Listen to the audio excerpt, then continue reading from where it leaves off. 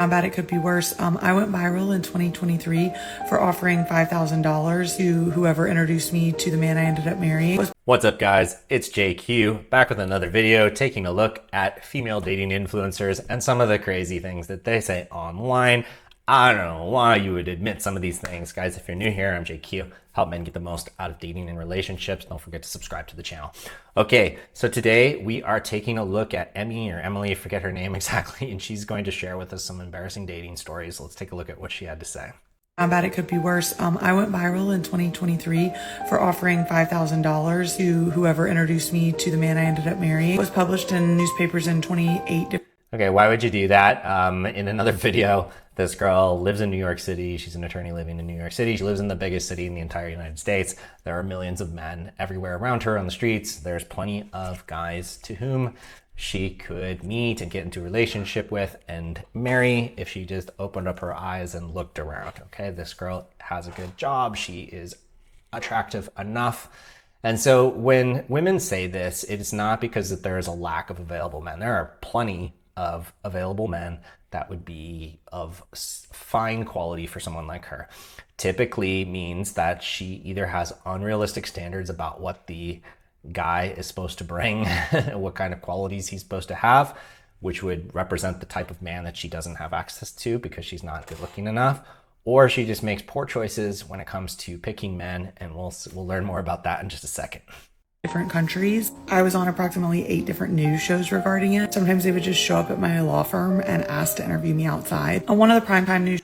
She makes it sound like it's so horrible, but I can assure you she loved every second of getting all this attention. I think that was her real objective. And for a lot of these, the fact that she's also talking about it here on Instagram and on TikTok, it just shows you that it's more important to her to be popular or famous or get attention than it is to actually be in a loving relationship with a man. Otherwise, it would be real easy for her to find one just by opening up her eyes. Shows I was on, I was asked if hookup culture was the reason that I needed to pay for a man. A man from Costa Rica made a wood carving of me and sent it to me. A man from Sweden sent me 2 dozen roses. I started getting bags of prison mail, but because the only... Well, I wouldn't recommend the guys who are in prison, but what was wrong with the guy who sent roses? What was wrong with the guy who made a wood carving of her from Costa Rica? Did she look into any of those situations? It could have been someone suitable in there, okay? So it seems like this brought her plenty of attention, so...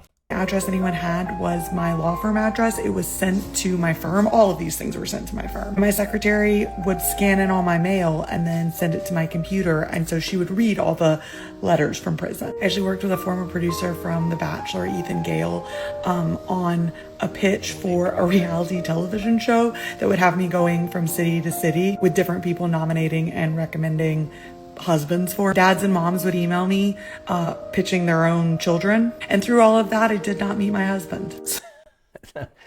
Okay, ma'am, there's something wrong with you if after all that attention you still couldn't find a guy that was suitable for you to at least be in a relationship with and potentially get married to. Okay, if you have this much attention on you and you still can't find someone, there's a different problem. It's not due to the lack of men. There are plenty of men.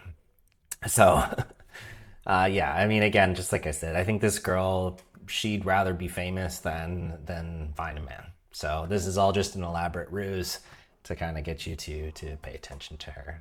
How bad it could be worse. I once met a man on vacation playing pool. He was 22, I was 32. We had a little vacation romance for the 1 week that I was there. Nothing wrong with that. Who doesn't like a good vacation romance? That can be fun. That really should have been where it stayed, where it started and ended. In my delusional mind, I was going to go back home and we were going to keep dating, which would have been fine if he wasn't 22. He had just turned from 21 to 22. Didn't live.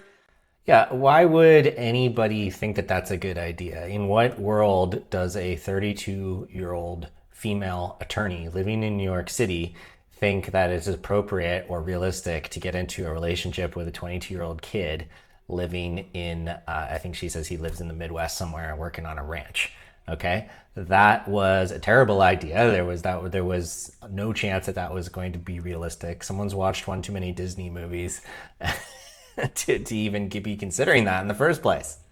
Live in the middle of nowhere, Montana as a ranch hand with no cell phone service and sleeping on a cot. So given all of that, the only reasonable thing for me to do was to go see him, because he clearly couldn't come see me and have the financial means or the wherewithal to know how to do that. When we left and kept texting, I thought this was going somewhere. I think he was just bored. Brenda and I planned a trip to drive back up there 4 weeks later, and we drove up to Montana through the night. Had to rent a hotel the entire time, multiple hotels, because again, there's so many things that are weird about this story. The fact that she said, well, first of all, why would you drive 15 hours? Okay, this girl has a job. Why wouldn't she just fly there? Secondly, why did she bring her friend along with her? That doesn't make any sense either. To go and see this guy. This makes it sound like, she wasn't really formally invited, because otherwise, why would she do these things? Couldn't stay with him on the cot at the ranch with the other 3 ranch hands. We booked to stay for like a week. I think I saw him twice. It was supposed to overlap with the 4th of July and my birthday. He went to a rodeo with another girl on the 4th of July rather than hanging out with me, even though I'd driven 15 hours to come see him, and told me. Well, it doesn't really sound like he invited her to be there. Otherwise, he probably would have, gotten a place where they could have stayed together, and she would have flown there, and she wouldn't have brought her friend along. So the story isn't completely adding up. He didn't see this going anywhere because he wasn't really sure what he wanted to do with his life yet, which, no shit. We drove the 15 hours back home to LA again through the middle of the night, slept in our car on the side of the road at one point because me and my friend were both falling asleep and didn't want to pay for another hotel. And then me and this guy proceeded to Snapchat each other for another 3 months. I re-downloaded Snapchat at the ripe old age of 32 to communicate with him. And I would track his Snapchat scores and look at TikTok to figure out what it meant when the score went one way or the other, because I was too old to know what that meant on Snapchat, or even actually how to respond to shit on Snapchat. Anyways, he's married now. I am not. It's a funny ending. Well, this story is so embarrassing. Why do people feel the need to share this kind of information on the internet? Look, we've all had some embarrassing stories in our lives. That doesn't mean you need to put it out there on the internet. And I think this is a clue as to why this girl isn't married or in a serious relationship, because you can see how badly she needs the spotlight and the attention to be on her all the time. She needs it so badly that she's willing to just vomit this information all over the internet just to go viral, because she's like, oh, look at me, and she doesn't care that this is embarrassing. She doesn't care that this could be affecting.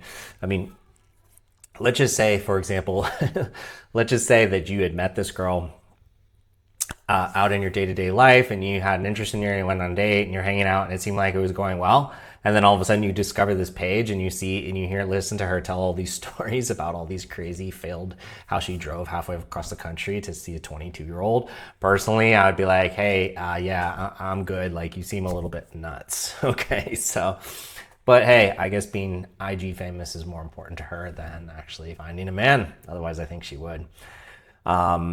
But it does point out again, guys, that when a girl thinks you're hot or attractive, or she's just super into you, that she will do almost anything, including drive across the country. Now, I wouldn't advise that you entertain a girl who's going to act this level of crazy, because you're just asking for crazy behavior. But it does point out that when women really like you, that they are willing to do anything in order to see you. And so that's what you want to be focused on as a man when you're vetting women and you're considering who to date and who to accept in your life. You want to focus on the women who are really into you. Again, not crazy, but actually really into you, and who are willing to put effort into being with you. All right, guys, that's what I've got for you in this video. If you like this content, take a look at some of my other ones. And if you want to stay in touch, go ahead and join my email newsletter that I put out periodically. You can join that through the link below. I'll also be hosting a retreat coming up in the next few months. And if you'd like to drastically speed up the process of being able to attract and keep actual quality women in your life, go ahead and book a call with me, and let's talk about whether coaching is right for you. Thanks, guys. I'll see you in the next video.